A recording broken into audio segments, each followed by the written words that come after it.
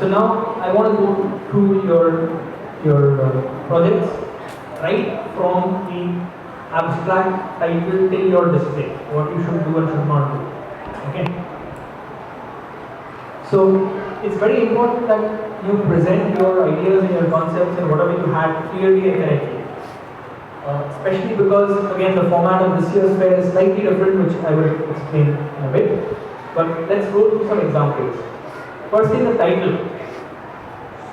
Okay, your title should actually be very clear and say what you did. Okay, I'll give you examples of. These are all fake examples, but related. These are all examples which are actually not, they're modified based on what I've seen. They're all fake, don't worry about it. But we see many projects with a title like "A New Way to Make Plastic." That doesn't tell me anything. Right? If you said something like "A biodegradable plastic made from the fibers of the hoo-ha plant," you know exactly what is being done. So having a good title is important. Then you have "Miraculous Effect of the hoo-ha plant." This is a science project. There are no miracles in science. So the idea would be the effect of the extract of a hoo-ha leaf on P something gammas, which is some creature seeds or some plant seeds. That is clear what has been done. Okay. Micronutrients, a boon to agriculture. And believe me, every one of the wrong titles or the first title is an actual title from a science fair in the recent past. Okay, I have just tried to modify it into something that is more scientific. So micronutrients, a boon to agriculture. Now that generally sounds like a essay or something like that. It should be specific. The effects of dilithium on the shoot length growth of P something gammas. Very clear what has been done. You added something, you measured shoot length growth on this particular plant. Sea wave energy. Again, doesn't say anything. A prototype of a device to convert tidal wave motion into electrical energy. We know what has been done. By the way, I will mail you a copy of this file at the end. So I think we have all your email addresses somewhere in the online. You have collected them. So I will mail it to you. You can pass it on to all the people. Okay. Similarly, different brick. Okay. It doesn't tell you what was done. What was done is actually a study of bricks constructed using fly ash residue. That is what is done. Herbal iguana repellent. It wasn't iguana, but still a herbal Timples mosquito repellent or something. Now, herbal, what herb? Doesn't tell me anything about what it is. Iguana repellent made from hoo-ha and something on the street. At least that tells you what it is. Okay. And this is where I again have a problem with a lot of projects, because often what people do is they will say that effect of papaya leaves on snails. Okay. But what they haven't told you is what they really studied was papaya leaves and karela juice and some, something else. Your title should not be misleading. If you have studied a mixture of A, B and C, then say you studied a mixture of A, B and C. In fact, my honest advice to you is, if you are trying to study these things, do not mix A, B and C, because then it's very difficult to figure out if it was effect due to A or due to B or due to C or due to some mixture of them. If you are doing these things where I'm going to mix neem and tulsi and haldi and ginger and everything else, okay, don't do it. That might be okay to make some cough medicine that is useful, but if you want to do a science project, stick to one thing. Because otherwise you don't know who's neem or tulsi that was causing your effect of yours. Okay. Then you have Narayan's personal super invention. Okay. Don't say what it is, nothing, it should be very clear scientifically what you did, an open source judging algorithm or something, whatever was done. Okay. Okay. Now, then the next point is you have to write an abstract. Okay. This year you all have to submit an abstract. Don't waste, the abstracts have strict word limits on them. Don't waste words in trying to tell us about the world's problems and everything else. Come to what you have done. right? We know what the world's problems are. If you need one sentence introduction, fair enough. But don't waste half your paragraph just telling what the problem is. Focus on what you have done. And I'm going to give you an example of a bad abstract and a good abstract. Okay? And this is a typical example that we see. This is a very, very typical example. See, this is a project called adulteration of cement. Okay? And believe me, you will see, I've seen similar things for adulteration of milk and adulteration of everything else. This is typically the example. I don't know whether you can read this, I hope you can. It's something like, in today's fast-growing world, corruption and the need to get hyper profits leads to adulteration and everything. There is no guarantee of quality and originality, and adulteration is common. It's difficult for the consumer to figure out how to check if the cement is buying genuine, and they feel helpless in trying to find out the shopkeeper is mixing something to it, and the test is not possible to them in the shop. Mostly cement is adulterated by adding tuna to it, and buildings collapse and people die and whatever else happens. Okay, then you come to the project over here. I will add a commonly available chemical locally known as hoo-ha. Okay, dilithium superoxide, whatever it is. This is all fake, okay, just to make you understand. So this and heat the mixture. The color of the ash that is left behind in the mixture is, it will tell you that it's adulterated or not. This is a simple test that anyone can carry out. Maybe the project was interesting, but anybody reading it will just get lost in the first few lines. Now look at doing the same thing. Okay. Look at the title. Instead of adulteration of cement, it is reaction with hoo-ha. A simple test for adulteration in cement. So, you have a very short introduction. There is a severe problem of adulteration in cement sold in India, which is often mixed with tuna. Laboratory tests are often time consuming and cannot be done on site. I propose a simple test which utilizes the color change of heating a mixture of cement and hoo-ha, explain what hoo-ha is, as an indicator of the presence of tuna. To test this sensitivity of the method, I use controlled compositions of 0, 1.1, 0.5, 1 and 5% mixtures in cement, of tuna and cement, whatever brand of cement obtained from some place, and the 0.1% concentration could not be identified. See, I was telling about a negative result. The presence of tuna above 0.5% gave a green tinge to a residue. So this is what you did in a controlled way. To test this further, 15 cement samples from various vendors were obtained from different shops. Of these tests, 12 of them were adulterated. Details of the reaction mechanism and the test conducted will be discussed. This abstract, I don't need to see this. I can, by reading this abstract, I know that these were experiments done and what happened. The earlier abstract, I have no idea what was done. Right? Because maybe the point is, okay, you've done something interesting, there's a mixture of color change, etc. Maybe it was interesting, but we don't know what you did. Here we know what you did. Please try and write your title and abstract carefully, because that is what is used to evaluate your project for selection to a fair, any fair. Okay? So don't waste words and get into what you have done. Okay. So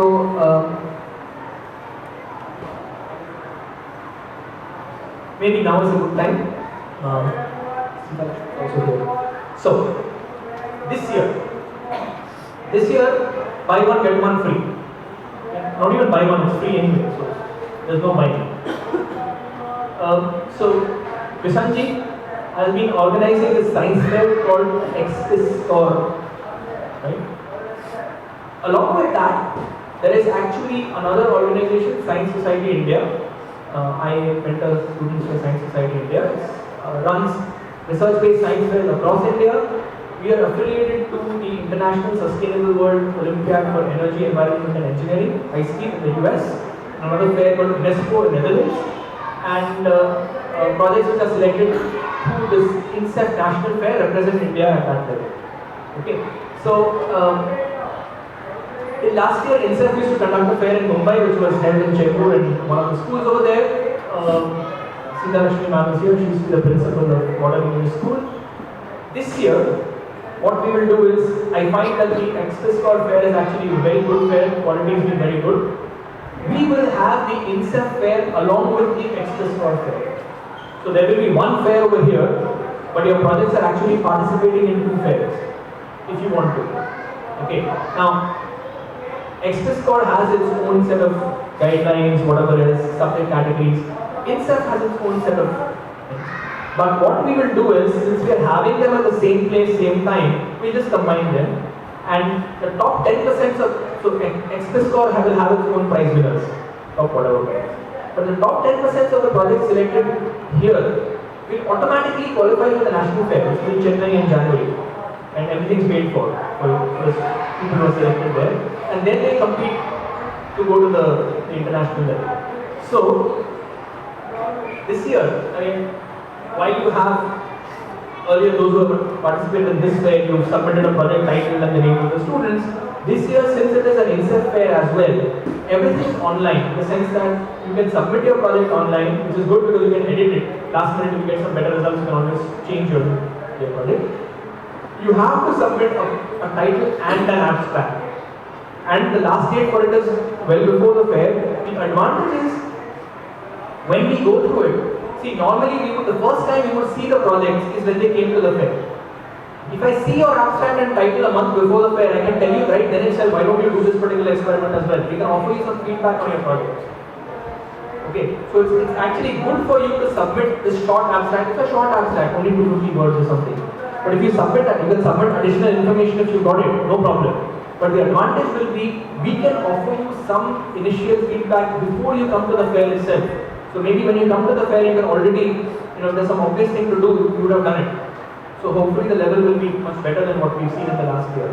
So remember, this year there is the INSEF Fair, Indian National Science and Engineering Fair, the Mumbai Regional Round, happening along with XBISCOR Fair out here end of November, 28, 29, right? So end of November, the same fair happens.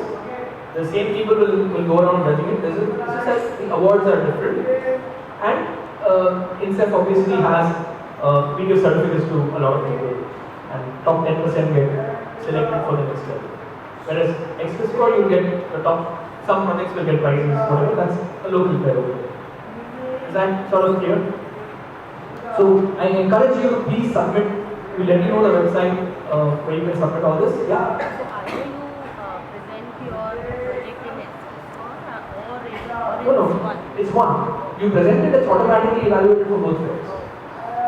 I mean, it's evaluated for the XBISCOR fair, and we are trying to select the top 10% of projects from this fair to represent at the national fair as well. So it just becomes a feeder fair for the next level. Okay. And I must thank Isanchi again for allowing us to use their facilities to do this. This time the projects will be online and they'll go directly to Sir. We give you Sir's ID when you are on the... It doesn't go directly to me. There's a website which is a standard fair management website where you submit your project, your title, abstract, the name of your students, guide, everything. You can submit your data, whatever else you want to submit, and we will evaluate it. And we will get back to you. Connect will be direct. So wants to make changes, he will let you all know. It will be on the Science Society. There's That we will give them. Science Society website. It will be there. There are some flyers also which you can pick up. Okay. So before I wrap up, a couple of examples of interesting projects. So I'm going to give you 4 examples of projects which I have found very interesting, simply because there are 4 very different types of projects that we've seen. These are all examples at the international level. These are examples from fairs where I was there myself, so I have seen the project and I can talk about it. But there are many other projects as well. It's not just that there are only 4, there are a lot of more than 4. So, example 1 is to illustrate simplicity, that you do not need a fancy lab, you do not need fancy equipment, anything. This won a 2nd grand award, so the first project from India to win a 2nd award. Now of course we won gold as well. What did she do? She looked at, this is a standard toy that's available, which you can construct with a pencil, 2 ring magnets around it and some magnets on the base, and this thing sort of floats about, it levitates. Okay? Nothing. The most expensive thing in this was the pencil. The magnets are actually cheaper than the pencil. Okay? So she analyzed this. She analyzed the configuration of magnets for this, what is called static magnetic levitation. She looked at the forces on the magnets. She figured out that if you have 6 magnets, north-south, you have 2 ways to 6 possibilities. She analyzed each of these possibilities and showed that there are only 2 of them which are stable. Right? She tried to figure out that if I know the strength of the magnet, can I predict what height the pencil will be at? And she did two independent measurements in 2 different ways of measuring this height, using the force feedback, force on the pencil. 2 different ways she did it, and by using oscillations and measuring the period of the oscillations. her knowledge of basic magnetism, right? Basic magnetism was perfect. She knew everything there was to know about basic magnetism and the principles behind this. Right from Earnshaw's theorem to whatever there was, you would ask her. Her knowledge of magnetism was perfect. Experiment was very simple, but she understood everything what she had done, and she was able to convey the fact that she had understood everything she had done. Okay? So this is one. Very, very rigorously analyzed, but very simple. Now, for some projects which are extremely mathematical or physical or something, it must, some things, help it to become a better project. What helps? Well, first thing, how rigorous is the analysis? Have you examined all possible cases that could come out?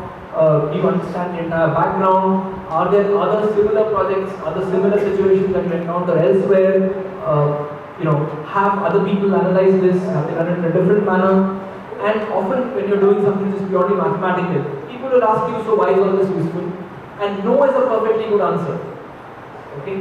No is perfectly good. I am trying to do a mathematical analysis of this. I'm not worried about if this is going to be useful or not, but here is something which is rigorous and mathematical. I'm trying to prove something. Okay? However, you should appreciate why you are doing what you are doing. Just because it's not useful doesn't mean not useful. I don't like it. The second example is engineering. Somebody asked me, what do people look for in engineering? So here is an example. You must work out all the details and have a final working product. And here is an example again, 2006. This is a device that the student made, which involves the movement of this particular muscle, the muscle above the eyebrow. You can move this, control it. And he designed a device that people who have no hands and no legs. So, no hands, no legs, you want to communicate. You can communicate by moving this muscle, okay, above your eyebrow. You can move it up and down. And he had a simple mechanism. It's like a good old cell phone menu, where if you moved it in one direction, you would scroll through a menu. If you moved it in the other direction, it was select. And there were some 6 standard responses. I need water, I need help, I need to go to the toilet, whatever it is, some standard things. And by moving this muscle, you could do it. In fact, in the edition that you see out there, first thing, when he had first come, it was a huge thing mounted on a helmet with some little stick that went in here, and you could move it up and down. Eventually, there was an optical sensor. He improved it.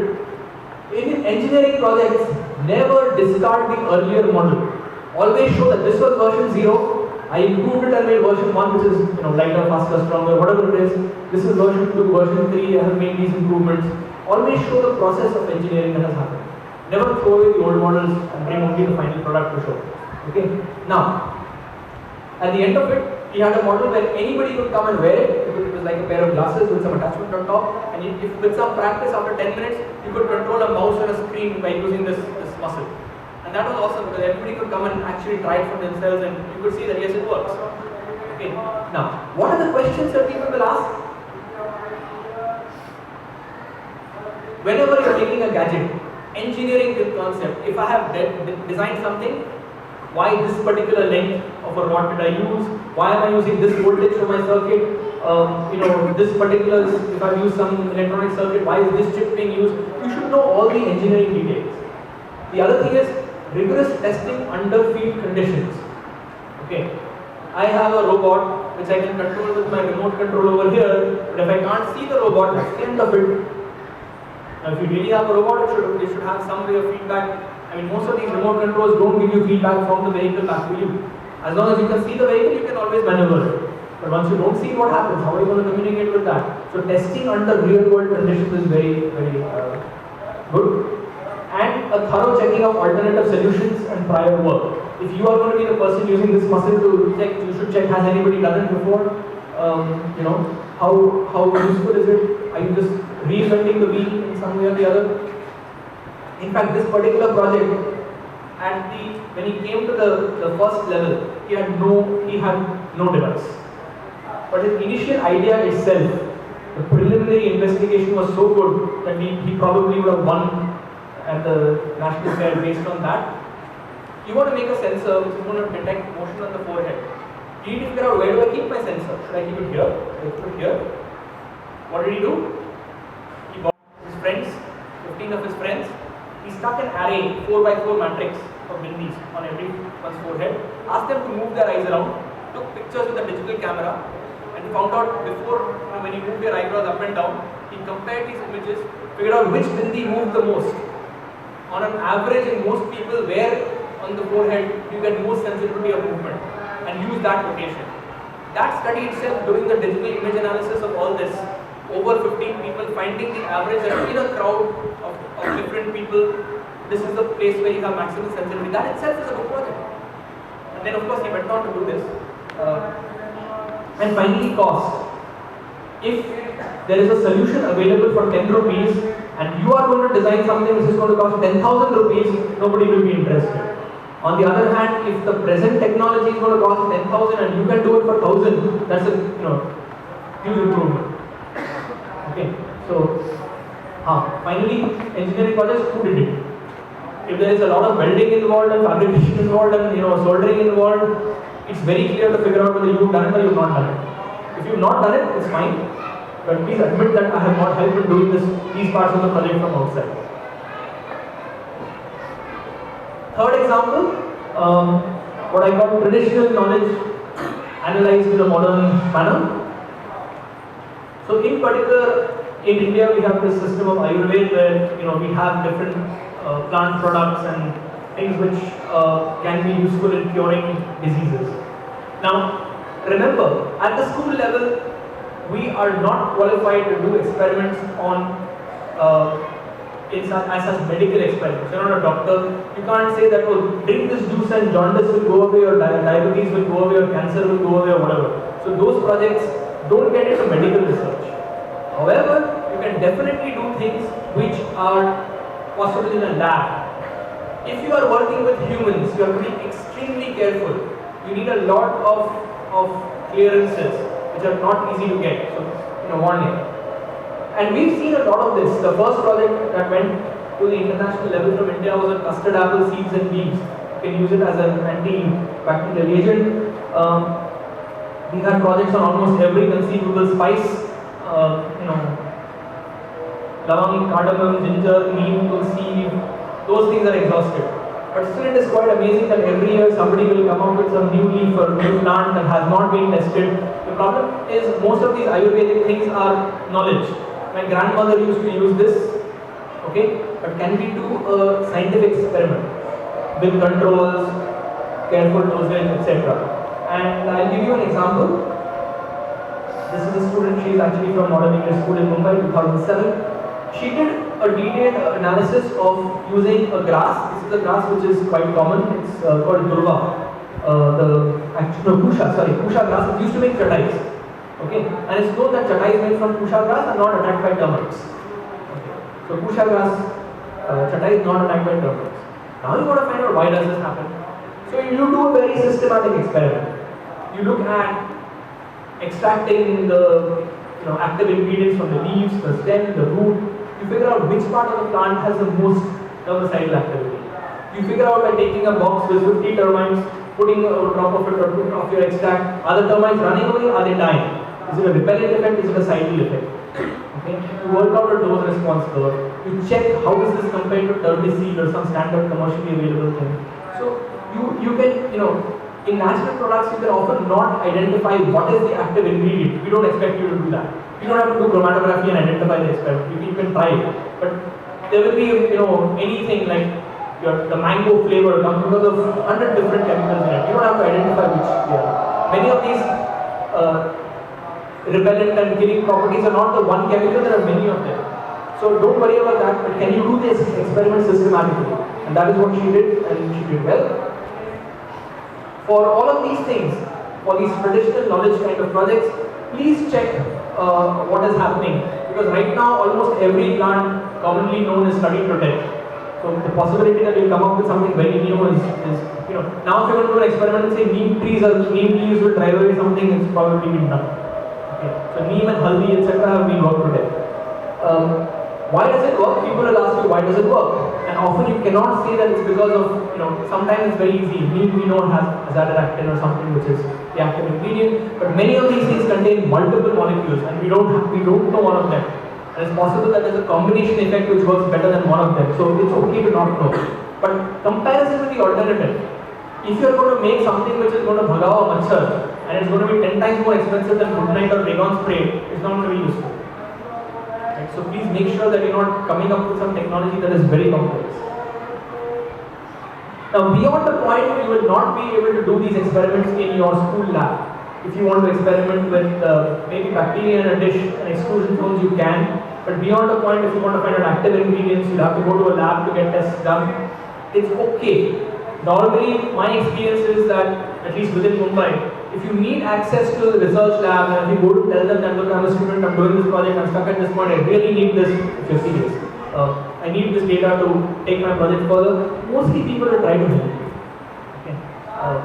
You might have to be a little persistent, but they might help. Statistics is very important. You just can't say that, oh well, I sprayed this once and the mosquitoes went away. Right? Have you done this on a controlled set of mosquitoes, 50 mosquitoes with and without the control? I mean, statistics are very, very important when you work on projects like these. The fourth kind of project is ones which I will say are locally relevant. They are not high tech, they are low tech. They are low tech, but they solve a problem. If you have something which solves a problem, it's always good. And many of these can be very crude. They don't look jazzy. They don't have jazzy data, but they're very useful.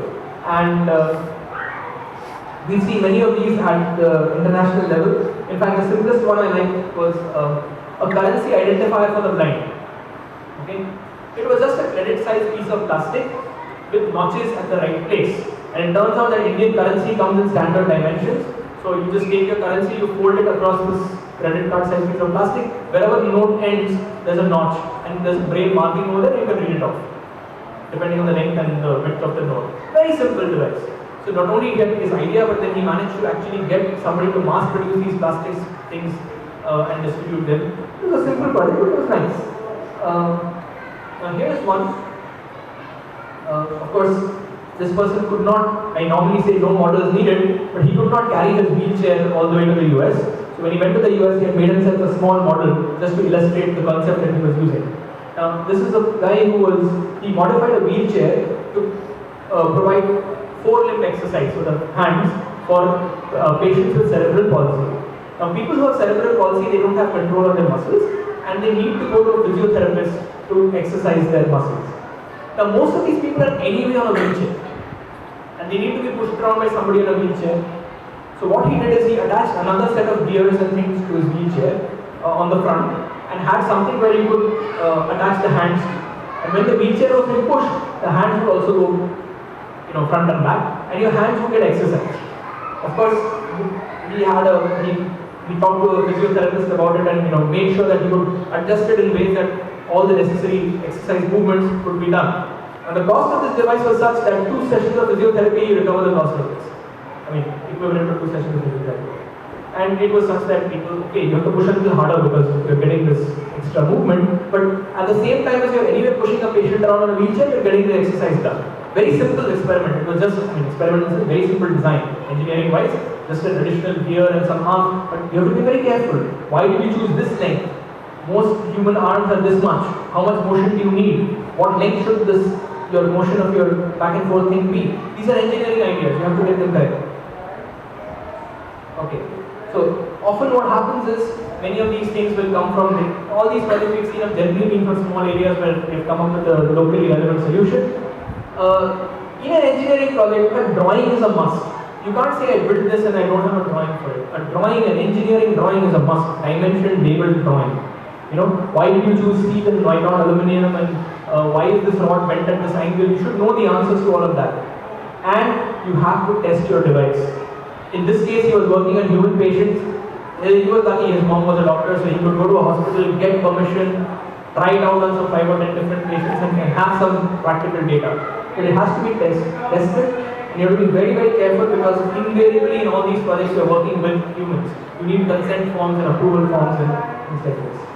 Okay. So, what I want to tell you is that you don't have to be a genius to do science experiments. You don't have to be a genius. Most of these great experiments that we've seen, which have gone on to the international level, have been very, very average students who have actually done systematic projects, systematic problem solving, and hard work. You have to be able to stick at it and do a lot of hard work.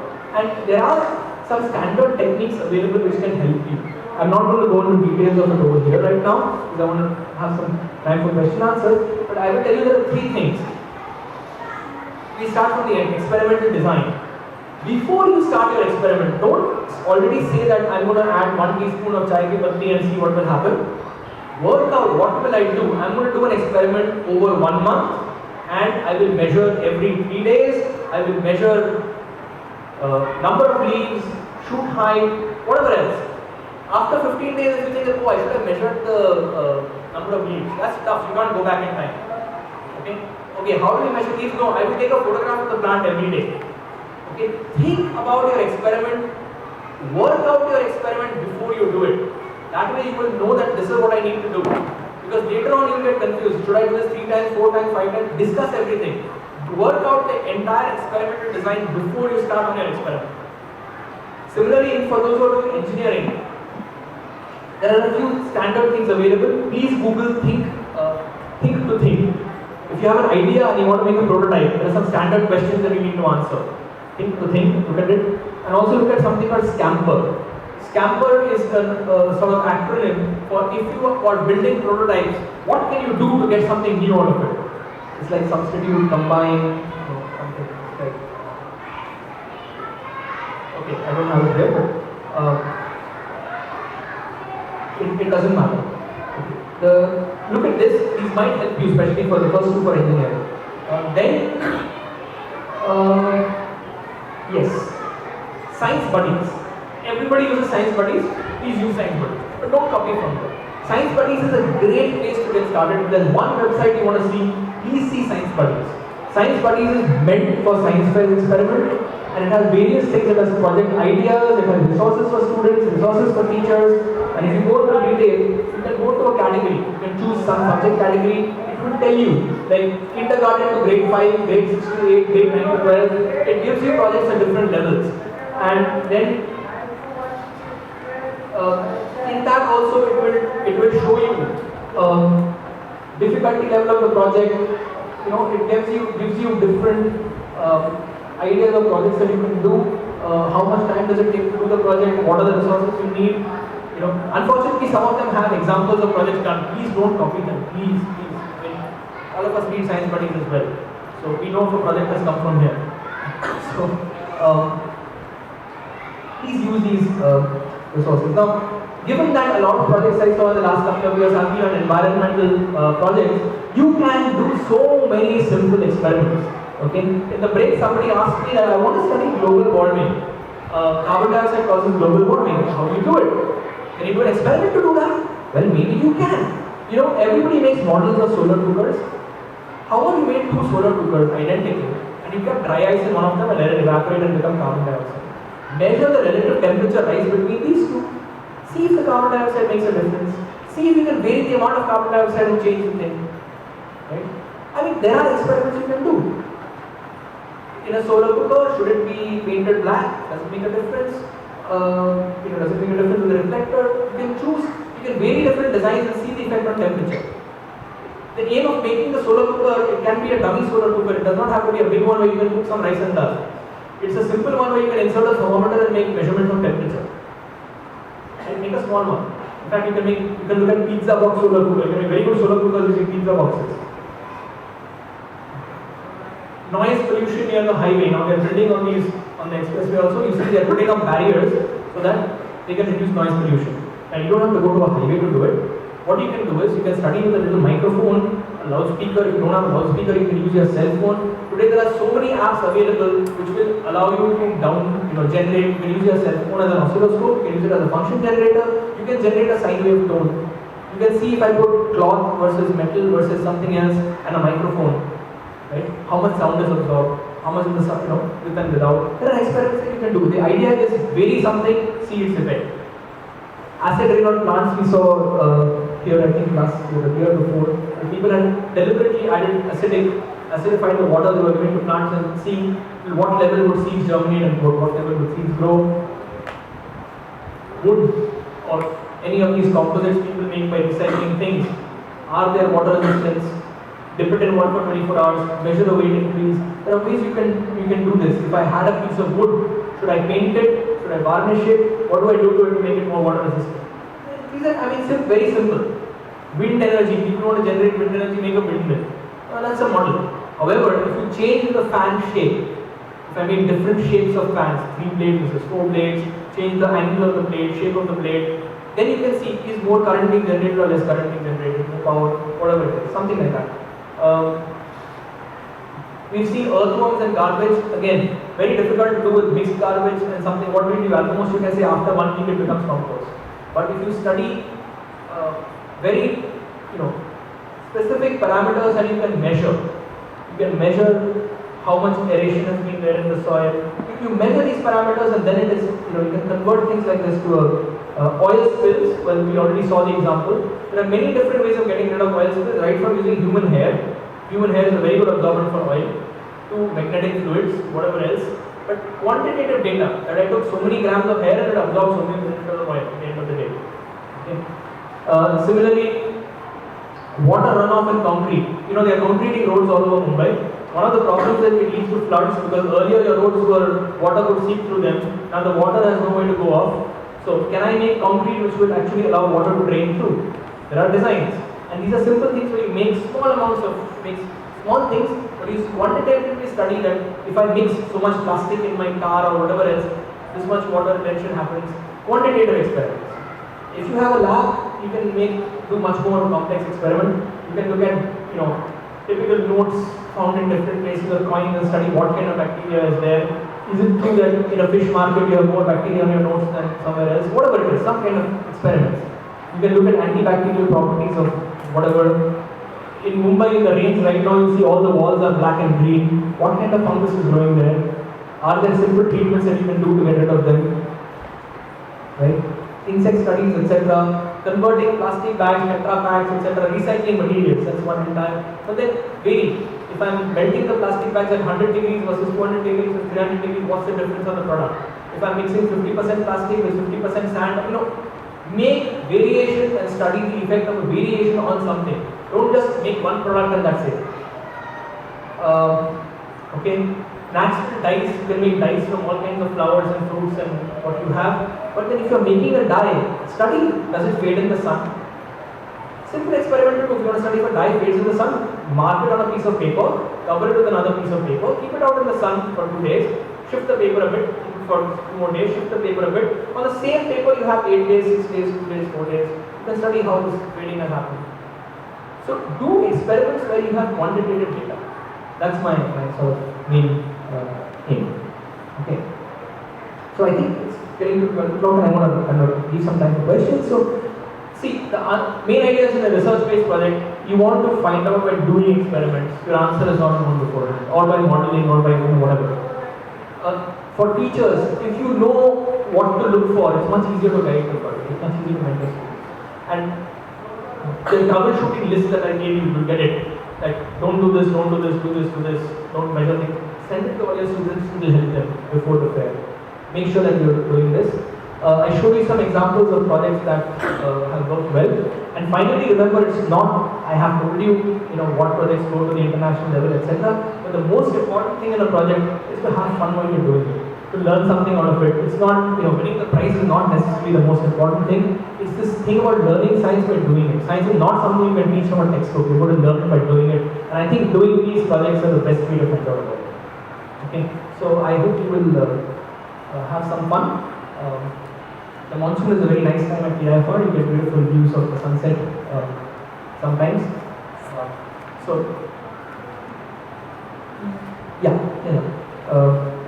Okay, so that was the sort of more the presentation that I have. Now,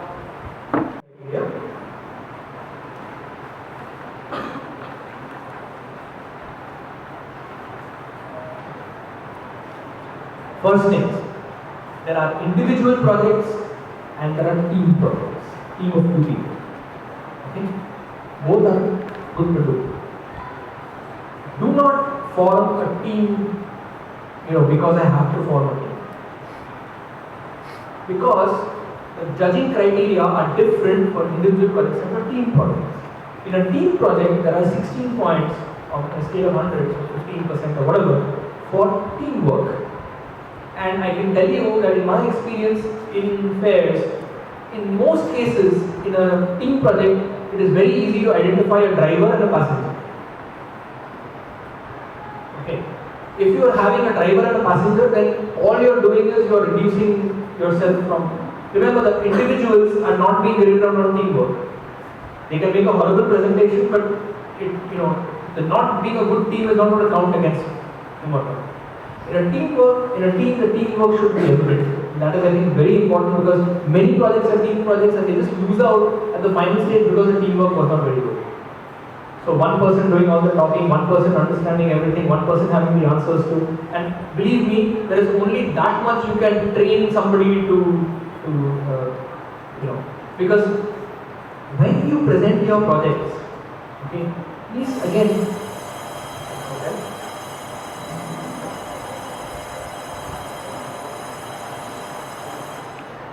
when you present your projects, please do not get into this memorized speech mode of good morning, my name is Smith, this is my partner Y, and today we are going to tell you about this. Okay? Our project involves so and so, and we are interested in knowing what you do. Okay? Come to that point, have a friendly conversation with whoever is there to install. That's much more important. We like to figure out, don't. What if you talk about something, people will ask you questions on that. So remember that if you're not sure of something, please, don't open your mouth and invite disaster. Okay. Restrict yourself to what you really know well and speak about your work, not necessarily the world's problems. So teamwork very important. So in the rest of it, I would say the emphasis is mostly on a proper scientific method. Okay, proper scientific method in the sense that all these things I talked about. How has the experimentation been done? Is there a logbook that shows that this has been done systematically? How is the quality of the data? Have there been controlled experiments? All these things are in the proper scientific method. So I would say the scientific method part is the most important. If you have something new, that's an additional bonus. Okay. But at this level, we really don't expect that all of you are going to come up with everybody's going to have something brand new in their project which has never been done before. That's fine. But have you done the project systematically? What have you learned from it? The ability to present your data. So first thing, scientific method. How good is that? Second criterion, the innovative, novelty, creative, that aspect of it. How have you done the work? Third thing is the presentation of your data. Do you have just tables of numbers or do you have a neat graph explaining what it is? It's not the beauty of it. It's not whether you use glitter or not. Okay, it can be handwritten. It does not have to be typed and professionally done in a flex sheet or something. It's fine if the data is presented by hand, but the quality of the data that is presented on the wall, right, as a chart or something, as well as the way you present your thing. And remember, language does not matter. You can speak in Hindi, Marathi, Gujarati, whatever you want, we will figure it out. Science that way is a very, very easy. I was in Rajkot yesterday talking to students at a science fair. It was in Gujarati. I had no problem because numbers are numbers. I mean, if you measure, if you're showing me a graph of root length versus something, I can understand that. I don't need to, but I can see that the error bars are so large that there is no, you can't say that this is better than that. So how you present your data, how you talk about it, and for the teamwork projects is of course finally. But this is what we look for. Main thing, do systematic experiments. That is probably the most important thing I can do. Okay? And finally, this novelty, creativity, what do we look at? What kind of questions have you asked? Have you asked interesting questions to yourself when you were doing an experiment? That's what people are really going to be looking out for. This is one. Okay, do you have some questions? We are sending down the papers, your school, and whatever you all have written, we typed out. Kindly check it, right? And if you checked it correctly, put a tick mark and sign.